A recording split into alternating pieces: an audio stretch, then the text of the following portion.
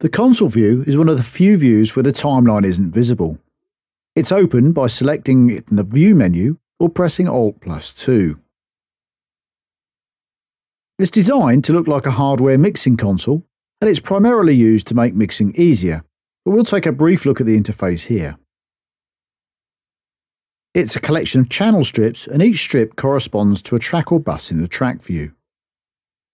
Just like the track view, it has its own menu for various options and commands. The modules visible on the strips can be chosen here as well. The strips menu allows the strips to be filtered based on type or track state, as well as made narrow or wide on mass. Tracks and buses can be inserted in a similar way to the track view, either from the track or bus menu or by right-clicking on the console view background. The options menu is similar to the options menu in the inspector, allowing control over the meters, sends and EQ plot. Now let's look at an individual strip. I'll be using an audio track, and I'll point out the differences between this MIDI tracks, simple instrument tracks and buses as they arise. At the top is the gain control, which can be used to set gain staging levels. On a MIDI track, this is a velocity control. Beneath that is the EQ plot area, which displays the current EQ settings in a graph display. Double-clicking on it opens the Sonitis EQ, allowing adjustment. We'll look at the EQ when we get to mixing. A MIDI track doesn't have this module. Beneath the EQ is the effects bin, where effects are added to the track or bus.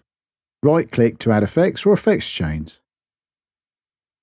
Next is a send module. A send is a way of sending a copy of the track signal to a bus. Typically, they're used to send the signal to effects buses, allowing us to blend the original unaffected signal with the affected one. Again, we'll look at sends in more detail in the mixing videos.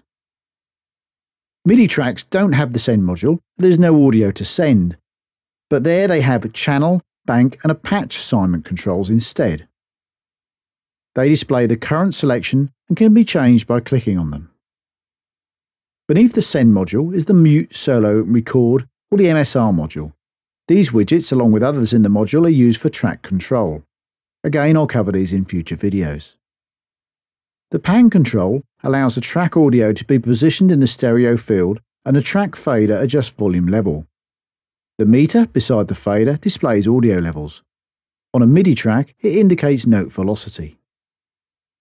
Track icons are useful to help identify tracks easily, and there are plenty to choose from.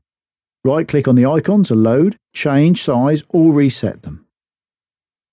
The in-out module shows the current assigned inputs and outputs, and they can be changed by clicking on the down arrow just to the right. Track name can be changed by double-clicking on it and corresponds to the name in the track view. The track number is not changeable, and they always run sequentially. Right-clicking on a track or bus reveals a menu with various commands, including a narrow strip option, which applies that setting to the track individually.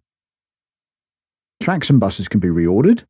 Hold down the Alt key and drag-click on a background region of the strip to move it. Its new position is indicated by a red rectangle. We'll see the console view again when we look at the various mixing tools and techniques.